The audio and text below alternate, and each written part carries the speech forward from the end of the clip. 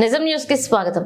చెరువులు, కుంటలు, నాలాలు, FTL buffer జోన్లలో అక్రమ నిర్మాణాలపై హైదరాబాద్ నగరంలో ప్రభుత్వం చేపట్టిన హైడ్రాతో ఉమ్మడి పాలమూరు జిల్లాలో ఆక్రమణదారుల గుండెల్లో రైళ్లు పెరిగెట్టిస్తూ హడలు పుట్టిస్తున్నారు. అధికారులు స్థలాలను ఆక్రమించుకుని దొంగ పట్టాలు సృష్టించి గతంలో కొందరు అమ్ముకోగా మరికొందరు నిర్మాణాలు చేపట్టారు.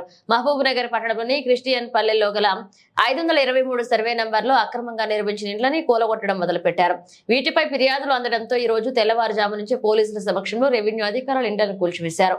ఎలాంటి గొడవలు జరగకుండా ముందస్తు జాగ్రత్త చర్యగా పోలీసుల రక్షణతో పొక్రైన్లను బుల్డోజర్లు పెట్టి నిర్మాణం చేస్తున్న ఇండ్లను మొత్తాన్ని నిలమట్టం చేస్తారు అధికారులు. దీంతో అక్రమదారులు లబోదిబోమంటున్నారు.